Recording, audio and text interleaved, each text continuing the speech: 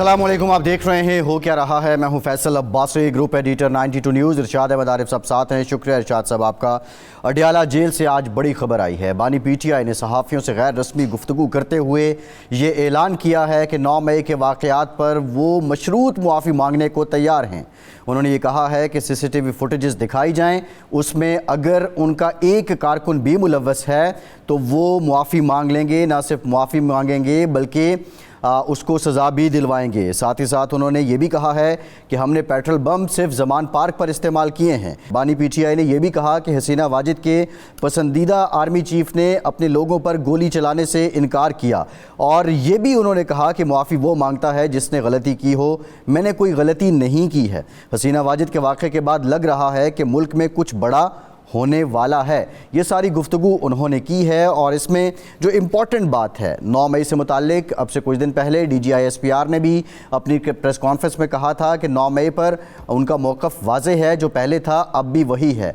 अब जो मशरूत मुआफ़ी का ऐलान किया गया है बानी पीटीआई की जानिब से, साथ ही साथ उन्होंने ये शर्त भी आयद की है CCTV फुटेजेस की। क्या CCTV फुटेज ही ज़रूरी है या दीगर मनाजिर और दीगर फुटेजेस जो देखी गई हैं क्या वो इस बात की तायद और तस्दीक नहीं करती कि पीटीआई के लोग उसमें मुलव्वस थे? क्या अब मुआफ़ी मांगने के लिए ये जो ग्राउंड बनाया जा रहा है, आने वाले दिनों में क्या सुलह सफाई हो जाएगी या अभी हालात इसी तरह रहेंगे, मज़ीद शिद्दत आएगी? ये बुनियादी सवाल है। आज के प्रोग्राम में हम इस पर गुफ्तगू करेंगे। दूसरी जानिब जो इलेक्शन तरमीमी एक्ट है, पाकिस्तान तहरीक इंसाफ ने उसको भी सुप्रीम कोर्ट में चैलेंज कर दिया है। इंतहाई अहम नुक्ता ये है कि अभी तक सदर ममलिकत की जानिब से इस बिल पर दस्तखत नहीं किए गए हैं।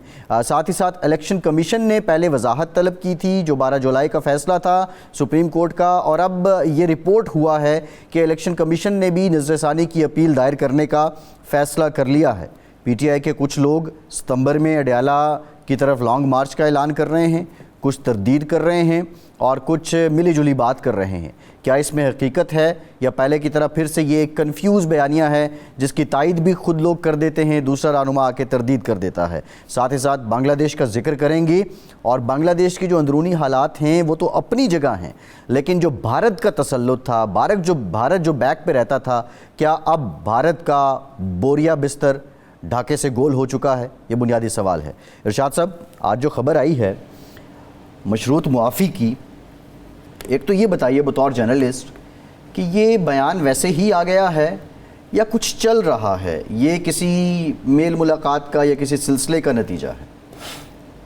अच्छा, अगर तो इस बयान को देखा जाए तो मेरे लिए इसमें कोई ताज्जुब की बात नहीं है, क्योंकि ये बात वो पहले भी कहते रहे हैं, जुडिशल कमीशन का मुतालबा करते रहे हैं, CCTV फुटेजेस वो कहते रहे हैं दिखाएं अगर हमारे लोग या मुलव्वस हैं। मैं तो ख़ुद वैसे उस दिन गिरफ़्तार था,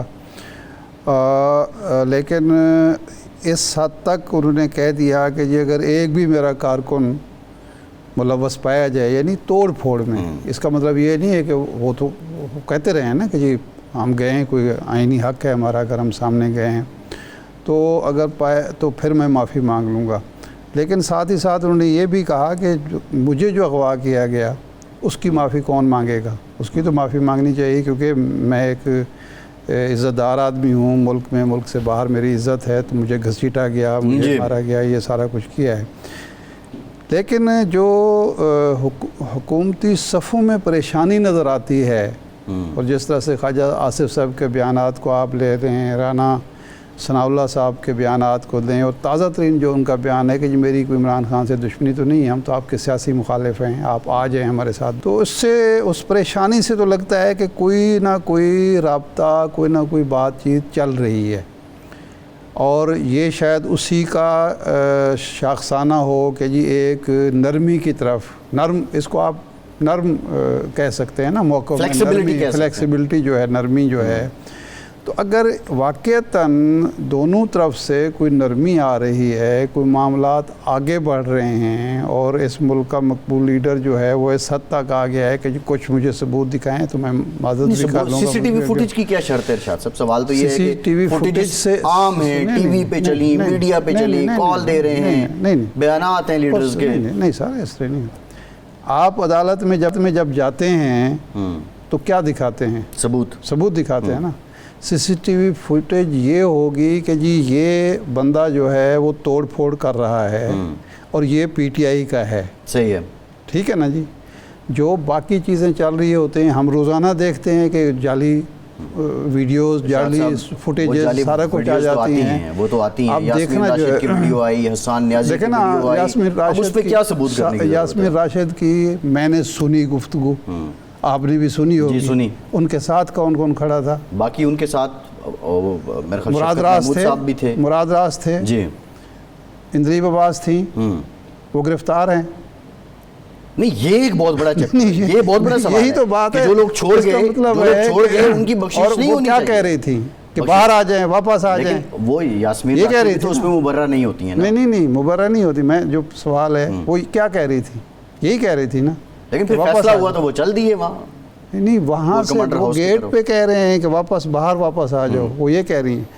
तो CCTV फुटेज ये बेहतरीन मौका है कि वो दिखा दी जाए, हुकूमत के पास होंगी ना तो इनके पास बड़ा आसान है कि ये लें जी, ये हम फुटेज दिखा देते हैं। अच्छा, तो मैं जो कहने का एक तरीका तो ये है कि हम कहें कि जी इस मामले को बढ़ाएं आगे, ये जी बस ऐसे ही है। वो एक है कि हम इसको फेस वैल्यू पर लें कि मामलात ठंडे हो रहे हैं जी, मामलात ठीक हो रहे हैं, सही है। क्योंकि इस वक्त हमारा जो सबसे बड़ा मसला क्या है, माशियात में इस्तेहकाम, जी बिल्कुल है, मईशत, सियासी अदम इस्तेहकाम, जो वजह सियासी अदम इस्तेहकाम, मईशत की ख़राबी है। यानी हालत ये है कि अब हमें एग्जीक्यूटिव बोर्ड से मंजूरी लेने के लिए पहले ये साबित करना है कि हमने 12 अरब डॉलर के जो कर्ज़े अदा करने हैं सऊदी अरब के, चीन के और UAE के, वो रोल ओवर हो गए हैं कि नहीं। अच्छा, रोल ओवर का क्या मतलब होगा कि अगली हुकूमत के सर हम मुसीबत डाल रहे हैं, हम अदा नहीं करेंगे, वो चढ़े रहेंगे। और हमने अगली तो 4 साल बाद आनी है, अभी तो हुकूमत है ना, चल रही है। जब भी आनी है भाई उस पर बढ़ेगा ना, सूद भी बढ़ेगा, कर्ज भी मौजूद रहेगा, सही है। ये जो विशेष सलकर शुरू हुआ है, कहाँ से हुआ है कि जो कर्जे थे वो उन्हें अदा करने के बजाय नए कर्जे लिए, उनकी अदायगी के लिए वो फूंक डाले, सही है, खा पी लिया। और हालत ये है कि आज यानी इसके हालात देखें ना जी, कि हमारे जो फारूक साहब हैं कैमरा मैन, कितनी तनख्वाह है, 48,000 गालबन बता रहे थे, और बिल कितने का आया है? 41,000 का। अच्छा, बाकी पैसों में वो क्या करेंगे? उनकी वालदा कैंसर पेशेंट हैं, वो दवाइयाँ लेंगे, वो घर का खर्चा चलाएंगे, सब्जी कहाँ पहुंची हुई है? आप खुद बता रहे थे कि कद्दू जो है किलो है, कद्दू 400 रुपये, आप 400 बता रहे हैं, मेरे ड्राइवर ने ये बताया कि 700 रुपये किलो हैं। आप ज़्यादा बेहतर पोस्ट एरिया में रहते हैं। नहीं, वो बाहर आबादी से बाहर गया है, वो उसने आके कहा कि जी वो कद्दू नहीं, पैसे उसके पास जो थे उसने कहा जी उसका तो किलो कद्दू नहीं आ सकते थे। अब 500 रुपये या 400 रुपये कद्दू है जो घर में हम पकाते हैं, तो जिनके यहाँ छोटे बच्चे हैं 10-12 साल के, वो खाते नहीं हैं। बैंगन 300-400 रुपये किलो, सही है। बाकी सब्जियों का ये हाल है, दालों का ये आपके सामने। उस मुल्क में हम महाज़ाराई नहीं बढ़ा सकते। ये तो आपकी बात से हमें जाना चाहिए कि अगर ये वाकई कोई शख्स पीछे हट रहा है, कोई शख्स नरमी दिखा रहा है, तो हमें उसका फ़ायदा उठाना चाहिए, उसको फेस वैल्यू पर लेते हुए मामले को ख़त्म करना चाहिए। अगर झुकाने के चक्कर में ये ना हो कि जनाब वाला फिर मामलात हाथ से निकल जाएं। एक छोटी सी चिंगारी लगती है ट्यूनिस में जो लगी थी, जी, जो श्रीलंका में हुआ था, जो यहाँ हुआ है, एतवार की शाम तक कोई तसव्वुर नहीं कर सकता था कि कल मोहतरमा भाग जाएंगी। मोहतरमा वज़ीर आज़म जो उनको रज़ाकार करार दे रही थी, जो दहशतगर्द करार दे रही थी, जो फ़ौज को ऑर्डर कर रही थी कि आनी हाथ से कुचल दें, वो दूसरे दिन भाग गई। और वो भी उस आर्मी चीफ की मेहरबानी से जो उनके रिश्तेदार थे जी, और उनके जो इंटेलिजेंस चीफ हैं, आज वो एयरपोर्ट से पकड़े गए जी, वो भाग रहे थे। अच्छा इरशाद साहब, बात ये है कि बांग्लादेश के हालात और हैं ना, वो तो 16 साल से वज़ीर खारजा साहब, नहीं मैं ये कह रहा हूँ का इन्फ्लुएंस, ये महंगाई, ये बेरोज़गारी, मैं तो सियासत की तरफ जा ही नहीं रहा। ये जो महंगाई, महंगे बिल हैं, ये महंगी सब्जियां हैं, जो महंगे دالیں ہیں، جو باقی چیزیں ہیں، اس کا ہمیں احساس کرنا ارشاد صاحب، چاہیے۔ یہ بنیادی مسائل ہیں، یہی لوگوں کے مسائل ہیں۔ لوگوں کے مسائل یہ نہیں ہیں نواز شریف کیا کر رہا ہے، عمران خان کیا کر رہا ہے، یہ بھی ہیں مسائل، لیکن مسئلہ یہ ہے کہ ظاہر ہے لوگ ان کو فالو کرتے ہیں۔ مسئلہ رائٹس کا مسئلہ ہے، رائٹس کا مسئلہ ہے، حقوق کا مسئلہ ہے، بالکل ہے۔ لیکن اب یہ ہے جو بنیادی سوال ہے کہ آپ نے 8 فروری کو الیکشن ہوئے، 8 فروری کے بعد آپ نے زور و شور کیا، آپ کے لوگ آئے، ہمارے لوگ اتنے جو ہیں وہ شہید ہو گئے۔ آج بھی سوال ہوا کہ آپ کہہ رہے ہیں کہ 16 لوگ شہید ہو گئے، ان کی تفصیلات کیوں نہیں دی گئیں؟ ایک بڑی عجیب و غریب قسم کی ایک کھچڑی کی سی صورتحال تھی، لیکن حالات نارمل ہو رہے ہیں تو اس کو اپریشیٹ کرنا بنتا ہے۔ اسد قیصر صاحب نے ہمیں جوائن کیا ہے، پاکستان تحریک انصاف کے سینئر رہنما ہیں۔ اسد صاحب، ایک تو مشروط معافی کی پیشکش کی گئی ہے، اعلان کیا گیا آپ کے بانی کی طرف سے۔ جو سوال ہے بطور جرنلسٹ ہمارے ذہن میں جو بات آ رہی ہے، یہ بتائیے کہ یہ جو اتنی فلیکسیبلٹی آپ کی طرف سے آ رہی ہے، کیا اس کے پیچھے کوئی بیک ڈور چینل ایکٹیو ہے، کوئی بات چیت چل رہی ہے، یا اب آپ کے بس میں آپ سمجھتے ہیں کہ معاملات اب ہاتھ سے مزید نکلیں گے، مزید بگڑیں گے، تو معافی مانگ لینا ہی بہتر ہے؟ جی دیکھیں، سب سے پہلے بات تو یہ ہے کہ ہم ہر ممکن طرح کوشش کر رہے ہیں کہ ملک کے حالات نارملائز ہوں، لیکن آپ دیکھ رہے ہیں کہ ایک طرف ہمارے خلاف جو کریک ڈاؤنز ہیں، ہمارے خلاف جو انتقامی کارروائیاں ہیں، رویہ ہے، اس میں کوئی چینج نہیں آ رہا۔ یعنی ہم جو بات کرتے ہیں، کبھی کہتے ہیں کہ آپ نے جو ہے نا ادھر آپ اپنے مینڈیٹ سے زیادہ بڑھ کے بات کرتے ہیں، حالانکہ ہم ہمیشہ ہمارا مطالبہ یہ رہا ہے کہ یہ الیکشن جو ہے نا مینڈیٹ چوری کیا گیا ہمارا، ہم سے جو ہے نا زبردستی عوام کا جو مینڈیٹ تھا جس کو دیا تھا اس کی جگہ دوسرے لوگوں کو بٹھایا گیا، اور اس کی وجہ سے یہ تو عوام کا حق ہے کہ جس کو کرے، لیکن اس کے بعد جو ہے نا زبردستی ہمارے لوگوں کو اٹھانا اور زبردستی کروانا، خاص کر سپریم کورٹ کے فیصلے کے بعد جو صورتحال رہی، یعنی 41 MNAs کے اوپر جو ابھی زمین تنگ کی گئی ہے، اور اس کے اوپر جو ہے نا اس کو رشوت کی آفر ہو رہی ہے، اس کو عہدوں کی آفر ہو رہی ہے، اس کے اوپر دھمکیاں اور زور و جبر ہو رہا ہے، اور ہمیں ہر قسم کی پولیٹیکل ایکٹیویٹیز کے روکے جا رہے ہیں۔ اس کے باوجود بھی ہم ایک کہہ رہے ہیں کہ نہیں، ہمارا ملک ہے، ہم ملک کو آگے بڑھانا چاہتے ہیں، لیکن جو قانون کے مطابق ہے، آئین کے مطابق ہے، اس کے مطابق ملک کو چلاؤ۔ اور یہ جو کر رہے ہیں، تو اسے جو خان صاحب نے آج کہا ہے کہ اگر آپ کو ہمارے اوپر کوئی چیز ہے تو جوڈیشل انکوائری مقرر کر کے چارج فکس کریں، اگر ہماری کوئی رسپانسبل ہے تو اس کے خلاف ایکشن دیا جائے گا۔ صحیح۔ اچھا، خان صاحب کا یعنی یہ مشروط کہنا ہے، اگر وہ آپ کو فوٹیجز دکھا دیں یا جوڈیشل کمیشن آپ کے خلاف فیصلہ کر دے تو پھر آپ مانیں گے، لیکن پھر وہ مفاہمت کیا ہوگی؟ پھر تو سزا ملے گی نا جو لوگ اس میں ملوث پائے جائیں گے۔ نہیں، ٹھیک ہے شاہدار صاحب، سزا ملنی چاہیے جو رسپانسبل ہے۔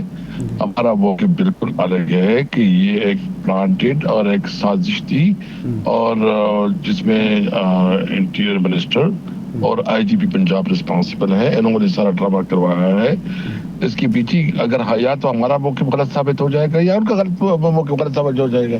نہیں سر، یہ جو واقعات ہوئے صرف پنجاب میں تو نہیں ہوئے نا، یہ تو KPK میں بھی ہوئے، باقی صوبوں پہ بھی ہوئے، تو یہی تو کہا جاتا ہے کہ یہ ایک باقاعدہ پری پلانڈ ایک پروجیکٹ تھا، اور اس کی وجہ سے ہر جگہ بیک وقت یہ سب کچھ ہوا۔ تو یہ صرف پنجاب کی حد تک تو نہیں ہوا کہ آپ IG کو یا اس وقت کے انٹیریئر منسٹر کو کہتے ہیں۔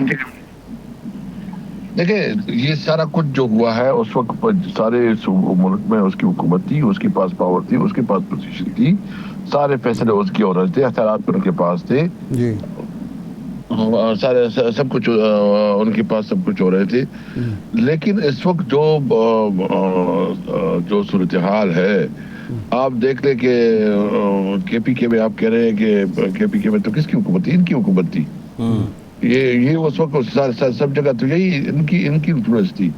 تو ہم تو کہتے ہیں، ہم نے ابھی KPK میں ہماری کیبنٹ نے جوڈیشل کمیشن کی چیف جسٹس کو لکھا ہے، امید ہے وہاں چیز بن جائے گا تو حقائق سامنے آ جائے گا۔ اچھا، یہ اسد قیصر صاحب، بات تو یہ ہے کہ آپ حکومت پہ بات ڈال رہے ہیں، لیکن جو کچھ زمان پاک سے پریچنگز کی جاتی تھی، آپ کے بانی نے خود کہہ دیا، میں نے تو اپنے ویلاگز میں کہہ دیا تھا کہ 9 مئی کی کال میں نے دی تھی پھر اگر مجھے گرفتار کر لیا گیا، ایک پوری تحریک آپ زمان پارک پہنچوں کی چلاتے رہے، پھر ایک لمبے سلسلے میں نے ویڈیو ریکارڈ کروا دی ہے اور بندوں کے نام میں نے لے لیے اس ویڈیو میں.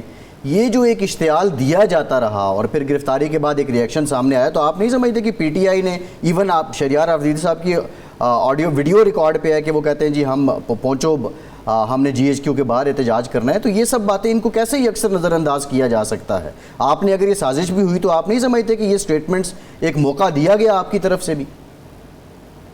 دیکھیں جس طرح عمران خان کو گرفتار کیا گیا، جس طرح جو ہے نا اس کو گرفتار کیا گیا، اور جس طرح اس کو جو ہے نا مطلب اس کو زور و کوب کیا گیا اور ان کی ریسرچ کروائی گئی، کیا یہ کوئی کم تھا؟ کیا اس کی پوری دنیا نے نہیں دیکھا اس کو؟ کیا ایک منتخب وزیر اعظم کے ساتھ اس طرح سلوک کیا جاتا ہے؟ پھر جو ہے نا آپ اسلام آباد ایئرپورٹ کے اندر رہتے ہوئے اس کو جس طرح گرفتار کیا جاتا ہے، اس کے باوجود جی اسد صاحب آگے بڑھتے ہیں. ابھی صدر نے دستخط نہیں کیے جو قانون منظور ہوا ہے، ترمیمی بل پاس ہوا ہے، آپ عدالت پہنچ گئے ہیں، تو وہ تو آپ کی درخواست ریجیکٹ ہو جائے گی اسی بات پہ کہ ابھی تو وہ قانون بنا ہی نہیں ہے جو بل ہے. تو آپ خود یہی چاہتے ہیں کہ ٹھیک ہے یہ ریجیکٹ ہو جائے اور ہم ایک حجت پوری کر لیں؟ نہیں، حجت تو کوئی نہیں ہے. ہم ابھی آج ہماری میٹنگ ہوئی ہے شکیل صاحب کی، کل ہماری پھر میٹنگ ہے، اور ہم جو ہے نا جو ہمارا الائنس ہے اس کی طرف بھی ہم عدالت میں جا رہے ہیں. اچھا، یہ تو انہوں نے پارلیمنٹ کے ذریعے جو ہے نا باقاعدہ حملہ کروایا ہے عدالت کے اوپر، اور وہ پارلیمنٹ جس کے اندر جو لوگ بیٹھے ہیں اس کے پاس مینڈیٹ نہیں ہے، وہ جعلی ہے. قوم نے اس کو نمائندہ منتخب نہیں کیا، وہ زور زبردستی اور بدماشی کے اوپر جو بیٹھے ہوئے ہیں. ان کی نہ کوئی جو اس کا اگر کوئی بل پاس کرتا ہے اس کی کوئی قانونی حیثیت نہیں ہے، نہ اس کی کوئی کسی اور چیز کی جو ہے نا اگر وہ قرارداد پاس کرتے ہیں اس میں کوئی قانونی حیثیت نہیں ہے. اس لیے یہ انلیجیٹمیٹ اسمبلی ہے، اس کے اندر جو بھی قانون سازی ہوتی ہے جب تک 45 کی لوگوں کو حق نہیں ملتا اور ٹریبیونل جو ہے نا فیصلے نہیں کرتی اور اوریجنل جو نمائندے ہیں وہ نہیں آتے، ان فیصلوں کی اس وقت تک کوئی قانونی حیثیت نہیں ہوگی. اچھا، حماد آزاد صاحب نے تقریر کی، انہوں نے کہا کہ جی ہم اڈیالہ جیل کی طرف لانگ مارچ کریں گے. آپ نے کہا کہ نہیں، ایسا کوئی فیصلہ نہیں ہوا. شہریار آفریدی صاحب نے کہا کہ جناب یہ سلپ آف ٹنگ ہے. لیکن آج حماد اظہر نے باقاعدہ ٹویٹ کیا کہ کوئی سلپ آف ٹنگ نہیں ہے، ہم احتجاج کریں گے. اب اگر آپ اڈیالہ جیل کی طرف احتجاج کرتے ہیں، لانگ مارچ کرتے ہیں، جلسہ تو آپ اسلام آباد میں کر نہیں پاتے، اس سے لا اینڈ آرڈر سچویشن مزید خراب ہوگی، تو یہ پھر محاذاری کا ایک دوبارہ آغاز کرنا چاہ رہے ہیں آپ؟ دیکھیں ہمارے پاس کوئی آپشن نہیں رہا. آپ مجھے ارشاد صاحب بتائیں، ہماری جگہ آپ لوگ ہوتے تو کیا کرتے؟ آپ کوئی منتخب ایم این ایس پارلیمنٹ کی کیا حیثیت ہے کہ منتخب پارلیمنٹرین کو اغوا کیا جاتا ہے، اس کی وفاداری کو جو ہے نا بدلنے کے لیے اس کو آفر دی جاتی ہے، دباؤ میں لایا جاتا ہے. مطلب جو طریقے ناجائز وہ سارے استعمال ہو رہے ہیں. اس کے بعد آپ کہتے ہیں کہ آپ نے احتجاج کر کے جو ہے نا وہ لا اینڈ آرڈر کی سچویشن کریٹ کرنی ہے. ہاں، ہم کوشش کر رہے ہیں کہ ملک میں پرامن جدوجہد رکھیں، ہم اپنے قانون کے اندر رہتے ہوئے جدوجہد کریں گے. لیکن یہ ہمارا آئینی اور قانونی حق ہے، ہم مارچ بھی کر سکتے ہیں، ہم دھرنا بھی دے سکتے ہیں اور ہم جلسہ بھی کر سکتے ہیں. کون سا ہمیں کس قانون کے تحت ہمیں اسلام آباد میں جلسے نہیں کرنے دے رہا؟ کس قانون کے تحت جو ہے نا ہمارے جلوس کو جو ہے نا وہ نہیں کرنے دے رہا؟ ہم تو ایک پرامن، یہ نہیں آپ نے کل اتنا بڑا جلسہ کیا، آپ نے دیکھ لیا کہ مطلب لاکھوں لوگ نکل آئے ہوئے تھی، ایک انقلاب تھا. اور اس صورتحال میں جو ہے نا ہم ہمیشہ پیسفل لوگ ہیں، پرامن لوگ ہیں. اور میں آپ کو بتاؤں کہ ہم کسی طور پر اپنی جدوجہد کو پرتشدد نہیں بنائیں گے. نہ ہمارے جو یہ کرے گا وہ طریق انصاف اور عمران خان کا دشمن ہوگا اور وہ کوئی بری ایجنٹ ہوگا. ہم جدوجہد کریں گے، ہم اسلام آباد بھی آئیں گے، ہم جہاں بھی اسد صاحب اب بات تو یہ ہے، اسد صاحب قانون اور آئین کے اندر رہتے ہوئے ہوں گے. اسلام آباد میں آپ جلسہ نہیں کر سکے، پنجاب میں آپ کے لوگ نہیں جلسے کر پا رہے ہیں، ابھی بھی جا کے اسلام آباد کا جلسہ آپ کو ثوابی منتقل کرنا پڑا، اور 11th آور میں جب آپ جلسہ کینسل کرتے ہیں تو آپ کا کارکن جو ہے وہ بھی ڈی مورلائز ہوتا ہے. یہ تو ایک جگہ حالات ہیں، اور آپ ہی کی جماعت کے لوگ کہتے ہیں کہ موجودہ جو قیادت باہر ہے یہ اس کی ناکامی ہے. دوسرا یہ بتائیں کہ مولانا فضل الرحمان صاحب کے ساتھ عمر ایوب صاحب نے کہا کہ آپ رابطے میں ہیں، ایک کمیٹی بھی بنی ہے، ابھی تک ان کو بھی فطری طور پر ایک اتحاد جو بنتا نظر آ رہا ہے وہ ہوتے ہوئے بھی آپ ساتھ نہیں ملا سکے، تاخیر کیوں ہے؟ اور کمیٹیوں کے اجلاس کیوں نہیں ہو رہے؟ دیکھیے انشاءاللہ نہیں وہ ہو جائے گا، ہوپ فلی انشاءاللہ مجھے امید ہے 1-2 دن میں، زیادہ ویک میں ہو جائے گا، کیونکہ وہ عمرے پہ گیا تھا، پرسوں وہ آیا ہے اور ہمارا جلسہ تھا، تو اس کی وجہ سے ہم اپنے جلسے پہ مصروف تھے. ہماری انگیجمنٹ ہے اس کے ساتھ، رابطے بھی ہے، اور دیگر پولیٹیکل پارٹیز کے ساتھ، بلوچستان اور سندھ کی پولیٹیکل پارٹیز کے ساتھ بھی انگیجمنٹ ہے. تو انشاءاللہ تعالیٰ چیزیں آپ دیکھیں کہ جو بھی پولیٹیکل پارٹیز حکومت سے باہر ہیں اور ہم سب کو جو ہے اکٹھا کر رہے ہیں.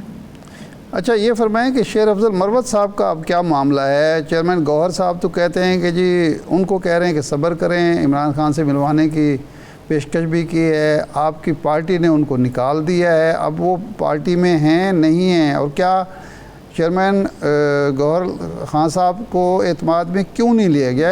اس کی کیا وجہ نظر آتی ہے؟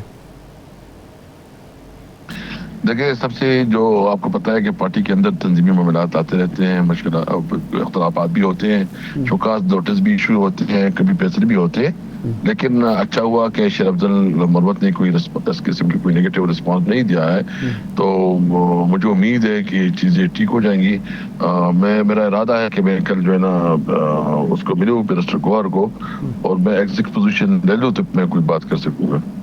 اچھا یہ عمر ایوب صاحب کے ساتھ کیونکہ وہ بلیم کرتے ہیں عمر ایوب صاحب کو، شبلی فراز صاحب کو، آخر وجہ کیا ہے؟ کیونکہ اس میں تو کوئی دو رائے نہیں ہے، جب آپ لوگ بالکل انڈر گراؤنڈ تھے تو شیر افضل مروت ہی تنے تنہا وہ نکلا، وہ قصور سے لے کے لکی مروت تک اس نے پارٹی کو زندہ کیا، اور اب ان کو نکال دیا گیا. کور کمیٹی کہتی ہے ہمارا فیصلہ نہیں ہے، بانی کا فیصلہ ہے، چیئرمین کہتے ہیں جی یہ بانی کا فیصلہ نہیں ہے، اس پر ہولڈ آن کریں. یہ ہے کیا، چل کیا رہا ہے؟ دیکھیے آپ کو پتہ ہے کہ انٹر پارٹی پولیٹکس ہوتی ہے، اور آپ کو جب پارٹی کے اندر پالیٹکس کرنی ہوتی ہے آپ کو بہت ہی احتیاط کے ساتھ اقدامات کرنے ہوتے ہیں. تو میں سمجھتا ہوں کہ اس حوالے سے ہم چیزوں کو بہت قریب سے دیکھ رہے ہیں. شیر افضل نے بہت محنت کی ہے، اس میں کوئی شک نہیں ہے. اگر کوئی چیز کی غلطی کوئی کوتاہی ہوئی ہے تو اس کو بھی انشاءاللہ ریمیڈی ہو جائے گی. اس وقت ہمیں ضرورت اس میں وہ ہے اتفاق و اتحاد کی. اس وقت ہمیں ضرورت ہے کہ ہم اپنے تحریک کو کیسے آگے بڑھائیں. اس وقت ضرورت اس بات کی ہے کہ عمران خان کو نکالنے کے لیے کوئی اسٹریٹجی بنائے. مجھے امید ہے تمام لوگوں سے کہ وہ ان کے ذاتی اختلافات ہیں تو بالا طاق رکھ کے عمران خان کی رہائی کے لیے اور اس قوم کو اس حکومت سے اتحاد کے لیے اکٹھے ہوں گے. اچھا یہ بتائیں کہ یہ جو اجازت دی تھی یا ایک فرض سونپا تھا جناب محمود خان اچکزئی کو حکومت سے مذاکرات کا، وہ اب مینڈیٹ ان کے پاس موجود ہے یا خان صاحب نے واپس لے لیا ہے؟ بالکل موجود ہے، بالکل. اور وہ مذاکرات کر رہے ہیں نواز شریف صاحب، شہباز شریف صاحب سے یا نواز شریف صاحب سے یا زرداری صاحب سے؟ مجھے اس کے بارے میں مجھے کوئی علم نہیں ہے، لیکن وہ جو خان نے بات کی ہے وہ ہے بالکل ایز اٹ از ہے، وہ اس کے پاس وہ مینڈیٹ ہے. اچھا تو مینڈیٹ یہ جب آپ کا پارٹی کا فیصلہ یہ ہے کہ جی مذاکرات ان سے نہیں کرنے ہیں تو پھر ان کو یہ مینڈیٹ دینے کا کیا مطلب ہے؟ مطلب یہ ہے کہ جب آپ پولیٹیکل الائنس میں چلے جاتے ہیں تو پھر الائنس میں آپ کی پھر کوئی مجبوریاں ہو جاتی ہے. کوئی ایسی آپ کو صرف اپنی پارٹی کے موقف کو نہیں، آپ نے دوسرے لوگوں کی موقف کو ساتھ لے کے چلنا ہوتا ہے. اچھا یعنی یہ ان کی خواہش تھی کہ مذاکرات ہونے چاہیے، آپ کی اسی بنیاد پر ان کو آپ اجازت دے رہے ہیں. اچھا یہ فرمائیں کہ اب 14 اگست آپ جلسہ کرنا چاہتے ہیں، ظاہر بات ہے کہ بظاہر تو نظر نہیں آ رہا آپ کو کہ اس کی اجازت مل سکے. اب مستقبل کا لاہ عمل کیا ہے؟ آپ عدالتوں پر ہی انحصار کریں گے یا کوئی اور بھی آپ کی کوئی حکمت عملی ہے؟ دیکھیں 14 اگست کو تو ہم پور طریقے پوری ملک میں منائیں گے انشاءاللہ. ہر ضلع میں پروگرام ہوگا، ہر جگہ جو ہے پروگرام ہوگا. ہم نے یہاں دی ہوئی ہے اسلام آباد میں جلسے کی بھی اجازت نہیں ملتی، تو خان صاحب نے کہا ہے کہ NOC کے بغیر نہ کرو. تو بہرحال وہ ہم حالات کے مطابق 14 اگست کو ہم چونکہ متنازع نہیں بنانا چاہتے، اس کو یہ صورتحال نہیں دیکھنا چاہتے. اگر پھر بھی ہمیں NOC نہیں دیا جاتا تو ہم پھر فیصلہ کریں گے، کیونکہ ہمارے پاس کوئی آپشن نہیں ہوگا. جو ہے ہماری یہ ہمارا قانونی اور آئینی حق ہے اور کوئی ہمارے اس قانونی اور آئینی حق کو نہیں روک سکتا. اگر کوئی روکے گا تو وہ غیر قانونی کام کرے گا، پھر ان کی رسپانسبلٹی ہوگی اور یہ چارج اس کے اوپر فکس ہوگا. صحیح ہے. اچھا اسد قیصر صاحب، عدالت سے مخصوص نشستوں سے متعلق فیصلہ آیا، اس پہ اب قانون سازی ہو گئی. ریالٹی یہ ہے کہ ابھی تک وہ فیصلہ ایک طرح سے غیر مؤثر ہے، معاملہ پھر عدالت میں جائے گا، آپ نے چیلنج بھی کر دیا ہے. دیگر بھی معاملات ہوئے، at the end of the day جو ریلیف آپ کو ملتا بھی ہے عدالتوں سے، اس پہ عمل درآمد نہیں ہو پاتا. بات مذاکرات کی شروع ہوئی تھی. ایک جانب آپ کا پولیٹیکل کیپٹل ہے، سول سپرمیسی کا، آئین کی بالادستی کا. دوسری جانب آپ کے بانی نے یہ بھی کہا جی فوج اپنا نمائندہ مقرر کرے مذاکرات کے لیے. پولیٹیکل پارٹیز کے ساتھ مذاکرات کرنے سے آپ گریزاں ہیں. الٹیمیٹ حل کیا نظر آتا ہے آپ کو؟ مطلب آپ کو جو فیصلے آپ کے حق میں آتے ہیں ان پہ بھی عمل درآمد نہیں ہو پاتا، تو پھر اور کیا آپشنز کیا ہیں آپ کے پاس؟ سب سے پہلے بات یہ ہے کہ ایک پولیٹیکل پارٹی جو اپنے آپ کو پولیٹیکل پارٹیز کہتے ہیں، وہ مینڈیٹ چور ہو، وہ ناجائز طور پر حکومت میں بیٹھی ہو، وہ الیکشن میں شکست خوردہ ہو، اور وہ اس نے ہمارا ہی حق ہم سے چینا ہو، اور پھر آپ ہمیں کہیں ان کے ساتھ بیٹھے. ہم کس قانون، کس مورلٹی، مطلب کس بنیاد پہ اس کے ساتھ بیٹھیں گے؟ اس کے پاس کوئی جواز ہی نہیں ہے. نہیں مطلب سب سے پہلے تو وہ اپنا مینڈیٹ، جو ہمارا مینڈیٹ ہے، واپس کرے، اس کے بعد ہم بات کریں گے. لیکن ہم تو سمجھتے ہیں کہ یہ رسپانسبل ہے جنہوں نے ہمارا مینڈیٹ چوری کیا گیا، اس کے پاس وہ حق نہیں ہے وہ اس پوزیشن پہ بیٹھے. نہیں دیکھیں، مذاکرات تو اسی بات پہ ہونے ہیں نا کہ مینڈیٹ واقعی چوری ہوا ہے نہیں ہوا ہے، ان کی پوزیشن کیا ہے. آپ کی اگر انہوں نے آپ کا مینڈیٹ واپس کر دیا، وہ حکومت سے محروم ہو گئے، تو پھر مذاکرات کس بات پہ ہوں گے؟ دیکھیں 1977 میں جب یہی الزام تھا بھٹو پر کہ اس نے مینڈیٹ چوری کیا ہے، تو اپوزیشن نے ان کے ساتھ مذاکرات کیے تھے. وہ الگ بات کہ مذاکرات جو ہے وہ ماشاء اللہ کی بھینٹ چڑھ گئے، لیکن یہ ہے کہ مذاکرات تو اسی بات پہ اسی فریق سے ہوں گے جس پر آپ کو اعتراض ہے یا جس کے ساتھ تنازع ہے آپ کا. دیکھیے ارشاد صاحب، آپ کی ہسٹری میں آپ کا بہت ایکسپیرینس ہے اور سینئر صحافی ہیں. جی، اس وقت سوال یہ نہیں ہے کہ مذاکرات نہ مذاکرات، سوال یہ ہے کہ ملک کو جس طرح چلایا جا رہا ہے یہ ملک کے آئین اور قانون کے خلاف ہے. جی، یعنی آپ نے یہ بھی دیکھا کہ سپریم کورٹ کے ایک فیصلے کے خلاف فیصلہ ہوا ہے، اس فیصلے سے بھاگنے کے لیے آپ اپنے جعلی عددی برتری کی بنیاد پہ جو ہے نا فیصلے کر رہے ہیں اور قانون بنا رہے ہیں تاکہ اس فیصلے کو جو ہے نا آپ رد کریں اور اس کے خلاف اپنی جواز پیدا کریں. اس طرح ایک حکومت چلائے گی، اس حکومت کی کیا کریڈیبلٹی ہوگی دنیا میں؟ یہ کیا جو ملک کے مسائل حل کرے گی؟ اس کی کیا خارجہ پالیسی ہوگی؟ اس لیے ہم کہتے ہیں کہ سب سے پہلے جس لیے عوام نے جس کو ووٹ دیا ہے اس کی رسپانسبلٹی ہے. آپ مینڈیٹ نہیں دیتے تو پھر ری الیکشن کرو تاکہ عوام نئے مینڈیٹ دیں. ہم ری الیکشن کی بھی تیار ہیں. بات وہی ہے کہ یہ چیزیں کہیں بیٹھ کے طے ہوں گی نا اسد صاحب، یا آپ بیٹھ ہی نہیں رہے تو یہ طے کیسے ہوں گی؟ دیکھیے ہم نے تو اس لیے بٹھانے ہیں محمود جگزئی صاحب کو ایک رسپانسبلٹی تھی. مطلب اس نے پوچھا تو محمود جگزئی صاحب نے کہا کہ میں کرنا چاہتا ہوں. خاص ہم نے اس کو سپورٹ کیا ہے اور ہم چاہتے ہیں کہ اگر اس قسم کی کوئی مذاکرات بات ہو تو وہ الائنس کے ذریعے ہو. جی صحیح ہے، ٹھیک ہے. بہت شکریہ اسد قیصر صاحب. آپ کے وقت بریک لیتے ہیں، بریک کے بعد بنگلہ دیش کے حالات کا ذکر کریں گے. ہمارے ساتھ رہیے.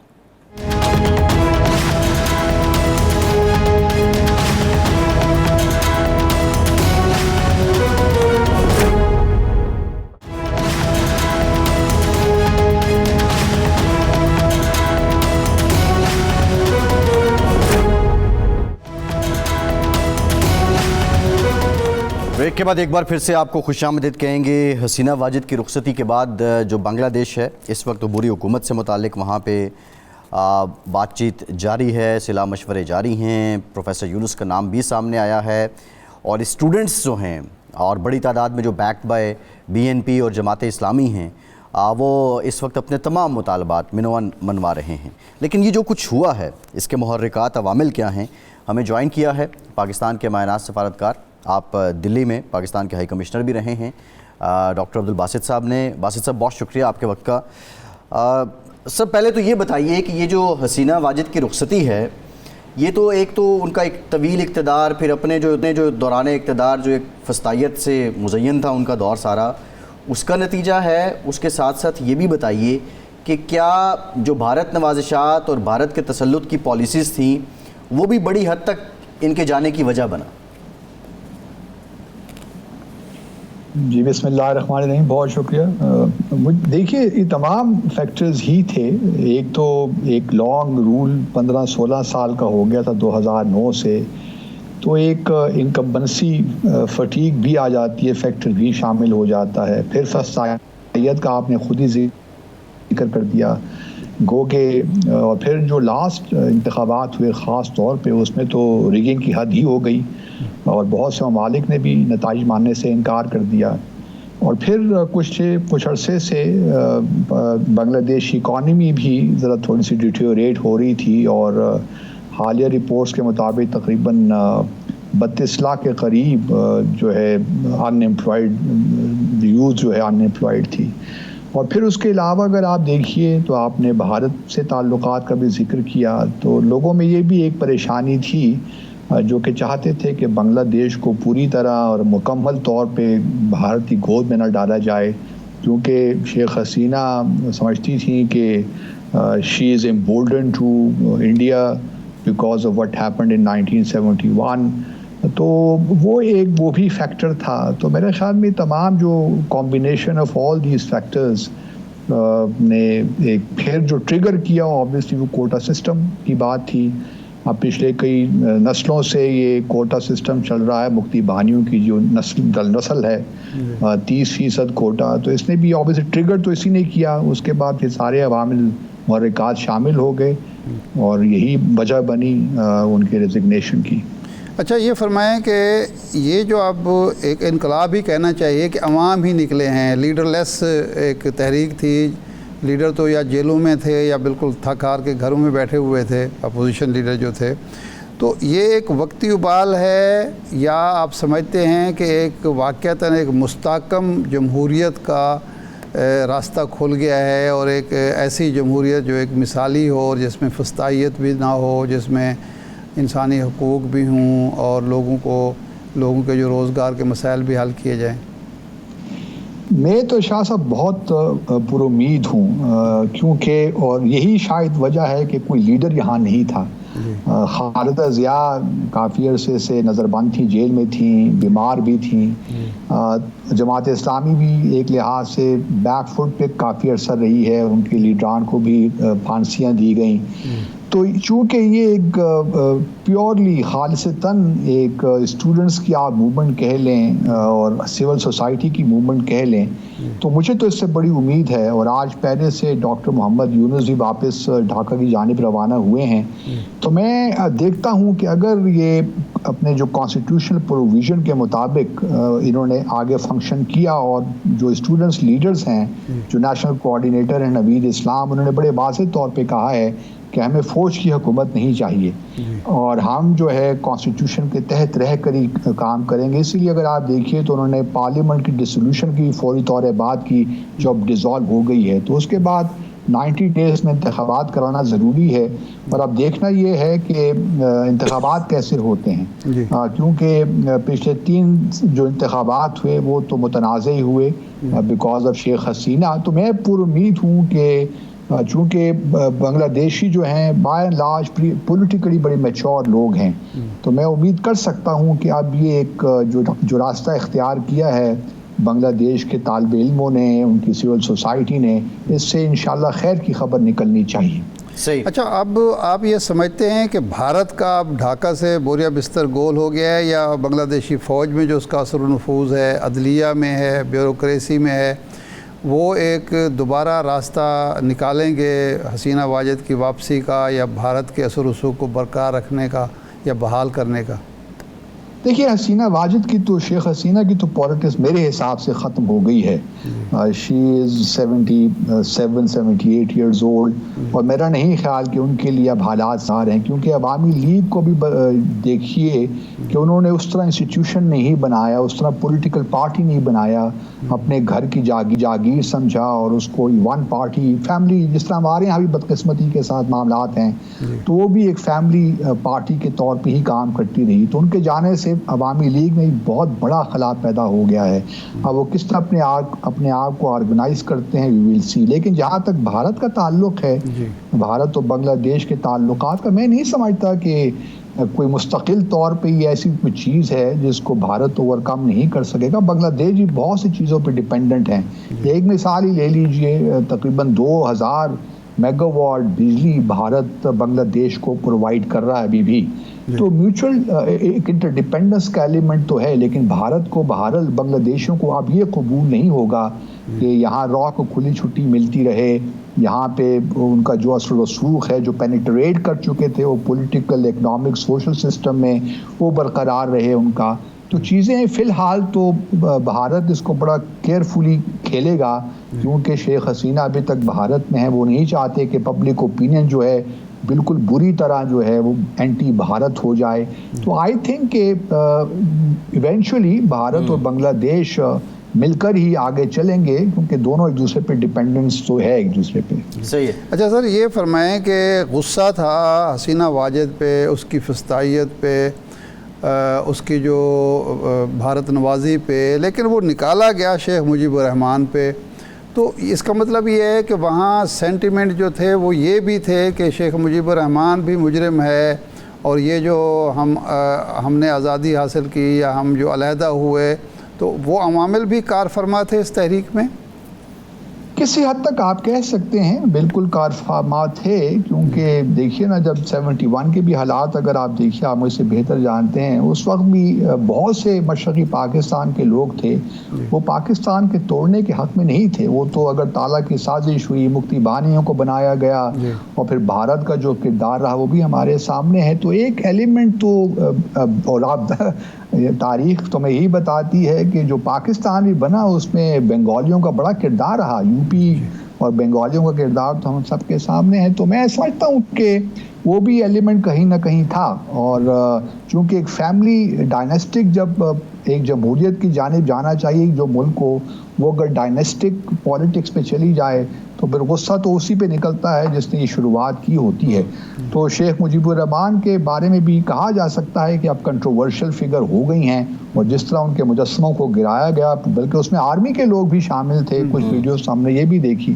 تو اس سے لگتا یہی ہے کہ جو ایک نیریٹو بھارت بلڈ کرنا چاہ رہا تھا پچھلے, بلکہ ابھی بھی وہ کوشش تو کر رہا ہے کہ ساری موومنٹ کو اس طرح پیش کیا جائے. ایک تو ایک اسلامک موومنٹ ہے اور اس سے بڑا خطرہ ہے دنیا کو, ایکسٹریمزم پھیلے گا, سو آن اینڈ سو فورتھ. دوسرا یہ ہے کہ پاکستان نے اس کو فومنٹ کیا ہے ISI نے. تو وہ دیکھ رہے ہیں کہ مشرقی پاکستان دوبارہ بن گیا ان کے لیے. چلیے اگر وہ یہ سمجھتے ہیں تو اچھی بات ہے, لیکن پاکستان کو اپنے کارڈز بڑے ہوش مندی کے ساتھ کھیلنے چاہیے. ہمیں پیٹرنائزنگ نہیں ہونا چاہیے, ہمیں یوفورک نہیں ہونا چاہیے, ہمیں اس وقت لو کی رکھنا ہے, لو پروفائل رکھنا ہے ویزا بھی بنگلہ دیش, تاکہ ایسا کہیں بھی محسوس نہ ہو بنگلہ دیش کے لوگوں کو کہ پاکستان کوئی مطلب یہ ہے کہ کوئی کانڈیسینڈنگ ایٹیچیوڈ نہ ہو ہمارا. یہ تمام جی. اچھا, ایک سپلیمنٹری کویسچن یہ ہے کہ یہاں پہ آپ نے بھارت کی بات کی, ابھی 5 اگست 2019 کے بعد کشمیر کا بھی شیخ خاندان اور مفتی خاندان بھی کہتا ہے کہ جناح واز رائٹ, 2 قومی نظریہ ہی بر صغیر کے مسلمانوں کی بقا کا ضامن تھا. یہ جو ہوا ہے ڈھاکے میں, حسینہ واجد کی رخصتی ہوئی ہے اور اب جو حالات ہو رہے ہیں, تو کیا یہ سوچ پھر سے پنپے گی؟ ذکر آپ نے بھی کیا جماعت اسلامی کو بلیم کرنا اس کے لیے, ISI کو بلیم کرنا, اور اگر یہ پنپتی ہے تو بھارت کے لیے کتنا بڑا خطرہ ہے؟ بھارت دیکھیے اس کو دیکھ تو رہا ہے اپنے یہ خطرہ, خاص طور پہ چونکہ 5 بھارت کی ریاستوں یہ بارڈر پہ لگتی ہیں, ویسٹ بنگال, میزورام, تریپورہ, میگھالیہ اور آسام. اور بلکہ پچھلے دنوں اگر آپ کو یاد ہو تو آسام کے چیف منسٹر نے تو یہاں تک کہہ دیا کہ اگلے 10 سالوں میں آسام جو ہے مسلم اکثریت ریاست بن جائے گا. تو وہ یہاں سے انفلٹریشن بھی دیکھ رہے ہیں. ان کے خیال میں جو ایکسٹریمزم سو کالڈ کوٹ آن کوٹ بھارت کی تشریح کے مطابق جو اسلامک ایکسٹریمزم ہے یا انفلٹریشن ہے وہ یہاں پہ آئے گی, اور نارتھ ایسٹرن جو اسٹیٹس ہیں وہاں پہ انسٹیبلٹی ہوگی, جو نیکسلائٹس ہیں ان کو دوبارہ موقع ملا گا, and so on and so forth. میرے خیال میں یہ بھارت کا اپنا نیریٹو ہے, اور بھارت کے کسی حد تک کنسرنز جینون بھی ہو سکتے ہیں, میں ان کو بالکل رول آؤٹ نہیں کرتا, کیونکہ بھارت ایک بہت بڑا ملک ہے اور اس خطے میں جو 7 سسٹرز اسٹیٹ کہلاتی ہیں, یہاں پہ کافی عرصے تک انسرجنسیز بھی رہی ہیں جو ابھی تک موجود ہیں. تو بھارت کے یہ خدشات ہیں, لیکن ہماری خواہش بحیثیت پاکستانی تو یہی ہوگی کہ بھارت سیاسی استحکام کی طرف جائے, معاشی استحکام کی طرف جائے, اور پاکستان اور بنگلہ دیش کسی ٹائم ان فیوچر, دیکھیے اللہ تعالیٰ کے کام ہوتے ہیں, اس میں بندے کا دخل نہیں بھی ہوتا, تو دوبارہ کوئی کنفیڈریشن ٹائپ کوئی چیز ہی بن جائے تو I would go all for that. لیکن یہ بھارت, یہ ایک ہماری وش تو ہو سکتی ہے, لیکن فی الحال یہ باتیں کرنے کا وقت نہیں ہے میرے خیال میں اس قسم کی. لیکن بھارت, میرے ذہن میں ایک چیز آئی تو میں نے مینشن کر دی, لیکن بھارت اور بنگلہ دیش کے تعلقات میں فی الحال تناؤ ضرور آئے گا, سر مہری ضرور آئے گی.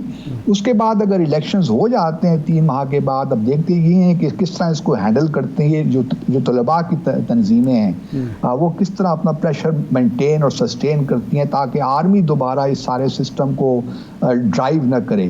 تو یہ ایک بڑا امپورٹنٹ ایلیمنٹ ہوگا, اور امید یہی کرنی چاہیے کہ 3 ماہ کے بعد انتخابات ہو جائیں گے اور جمہوریت واپس بنگلہ دیش میں آ جائے گی. جی ٹھیک. باسط صاحب, یہ سارک پر اس کے کیا اثرات ہوں گے, کیونکہ وہ تو اب ایک ڈیڈ تنظیم بن چکی ہے, اور اس کی وجہ جو تھی وہ حسینہ واجد اور نریندر مودی کا ایک جو گٹھ جوڑ ہوا, یا بھارت اور بنگلہ دیش اتنے قریب آ گئے کہ وہ تنظیم جس کا ایک دور میں سب سے بڑا اہم رکن جو تھا وہ بنگلہ دیش ہوا کرتا تھا, اور اس کی وجہ سے بھارت خطرہ محسوس کرتا تھا. تو اب سارک بھی متحرک دوبارہ ہو سکتی ہے, فعال ہو سکتی ہے.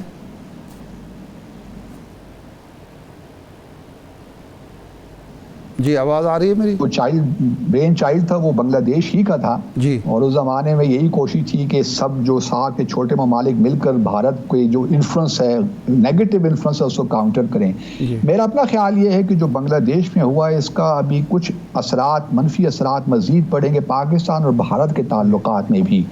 تو سارک کو ابھی اتنی جلدی میں ریوائول اس کا نہیں دیکھ رہا, اگر کیونکہ بنگلہ دیش اور بہت سے سب ریجنل جو انیشیٹیوز ہیں بھارت نے وہ لے لیے ہیں. مثال کے طور پر BBIN ہے, بمسٹیک ہے, کولمبو سیکیورٹی انیشیٹو ہے, انڈین اوشن ریم انیشیٹو ہے, اور بہت سے انیشیٹیوز ہو گئے ہیں, اور بنگلہ دیش بھی ان کا حصہ ہے.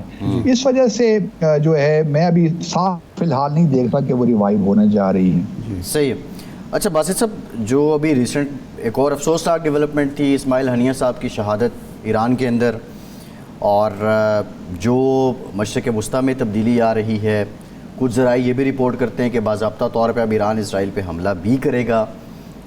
اب کیا سمجھتے ہیں کہ کیا یہ جو بنگلہ دیش میں تبدیلی ہے اس ریجنل کوئی کنیکٹیوٹی ہے, کوئی لنک ہے, اس میں کوئی بیرونی ہاتھ بھی ملوث ہو سکتا ہے, اور ایران کا اب لائحہ عمل کیا ہوگا جب اس کا ایک امپریشن سیکیورٹی اسٹیٹ کے طور پہ سامنے آ رہا ہے کہ وہ اپنے مہمانوں کی حفاظت بھی نہیں کر پا رہا؟ جی, ایران کے لیے بڑی امبیرسنگ سچویشن پیدا ہوئی ہے, اور چونکہ آیت اللہ خمینائی نے بڑے واضح الفاظ میں کہا ہے کہ اب ہم اسرائیل پہ ڈائریکٹ حملہ ہی کریں گے, اور اپنا جو اس کو پنشمنٹ جو دینی ہے ہمیں ڈائریکٹ ہی دینی ہے. ابھی آج حسن نصر اللہ جو حزب اللہ کے چیف ہیں ان کا بھی بیان آیا ہے کہ جو ہم ڈیلے کر رہے ہیں یہ بھی ایک لحاظ سے سائیکولوجیکل پنشمنٹ ہے اسرائیل کے لیے. لیکن دوسری طرف ہم یہ دیکھ رہے ہیں کہ اب جدہ میں آج OIC کا ایکسٹراڈنری فارن منسٹرز کی کانفرنس بلائی ہوئی ہے ایران کی ریکویسٹ میں. ادھر سے جو ہے اپنا امریکہ نے اپنی پریزنس بڑھا دی ہے اس علاقے میں, بحری جو ان کی نیوی کی پریزنس ہے وہ بڑھا دی ہے.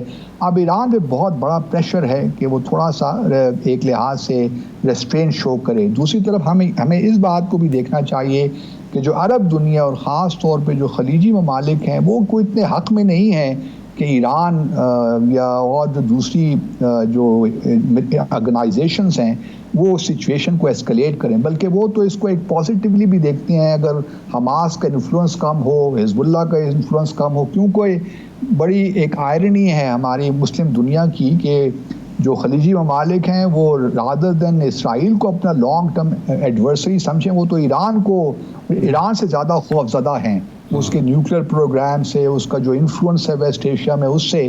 تو ایک لحاظ سے بڑی ڈائیورجنسز ہیں. تو میں نہیں سمجھتا کہ OIC کسی طور بھی جو ہے کوئی ایک 1 پوائنٹ ایجنڈا پہ آ سکے گی. لیکن ایران کے لیے بہرحال ایک مشکل ہے.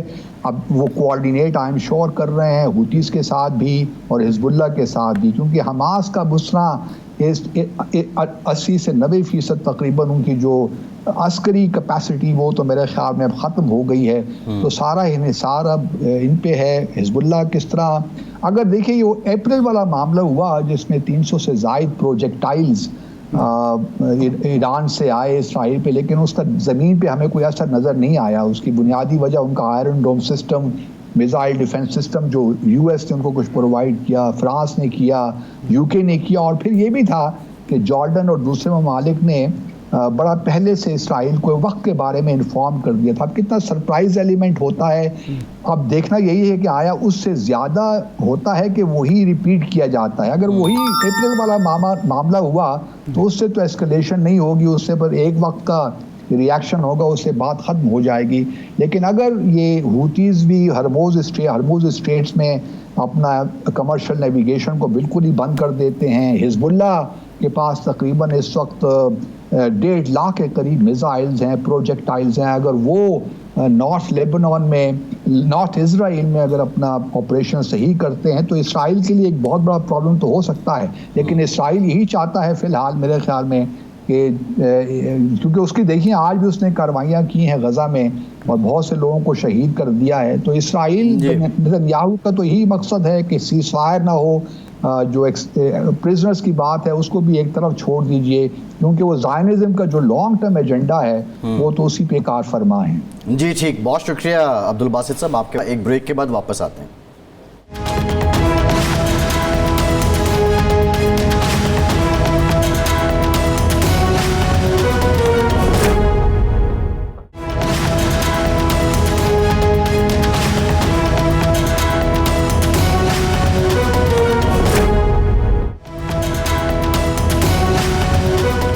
بریک کے بعد ایک بار پھر سے آپ کو خوش آمدید کہیں گے. ارشاد صاحب, ہم مہنگائی کا ذکر کر رہے تھے.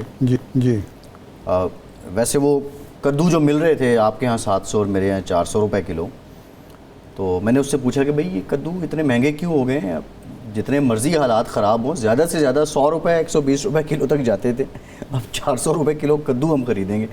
کہتے ہیں جی صاحب وہ پانی آیا ہوا ہے وہاں پہ جہاں سے یہ کدو آتے ہیں, اور ٹرانسپورٹیشن کے بڑے مسائل ہیں. خیر خدا کا شکر ہے اس طرح سیلابی صورتحال نہیں ہے اس برس پاکستان میں جو پہلے برسوں میں رہی ہے, پچھلے 2-3 برسوں میں. لیکن ہر چیز کا یہی حساب ہے, فروٹ کا بھی یہی حساب ہے, ٹماٹر کا یہی حساب ہے, پیاز تو ایک عرصے تک تاریخی طور پہ مہنگا رہا. یہ گورننس کا مسئلہ ہے یا کیا ہے بنیادی طور پہ؟ کیا یہ گورننس نہیں ہو رہی؟ مجھے یہ بتائیں, جب پیٹرول مہنگا ہوگا, ڈیزل مہنگا ہوگا, بجلی مہنگی ہوگی, اس کے بعد کھادیں مہنگی ہوں گی, زرعی ادویات مہنگی ہوں گی, ٹیکس آپ لگا دیں گے, تو اس کا نتیجے میں یہی کچھ ہوگا نا, مہنگائی بڑھے گی. اور کیا کریں گی کہ جو سبزی اگاتا ہے وہ بھی متاثر ہے, جو ٹرانسپورٹیشن ہے وہ بھی متاثر ہے, اور جو دکاندار ہے اس کے اخراجات بڑھ گئے ہیں تو وہ اس نے کہاں سے نکالنے ہیں.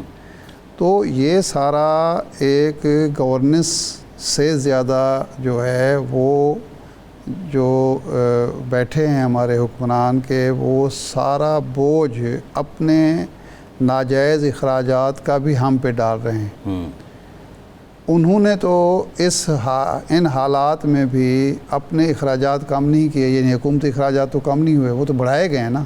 تنخواہیں بھی بڑھائی گئی ہیں بیوروکریسی کی, اور اس کے بعد ایوان صدر کے, ایوان وزیر اعظم کے بھی اخراجات بڑھائے گئے ہیں. ترقیاتی فنڈز جو ایم این ایز کو دیے جاتے ہیں, قلعہ گارڈ فنڈ جنہیں مجید نظامی صاحب کہا کرتے تھے, تاکہ وہ اپنے حلقے میں کام شام کرا کے اپنا الیکشن کا خرچہ پورا کر سکیں, وہ بھی بڑھا دیے گئے ہیں.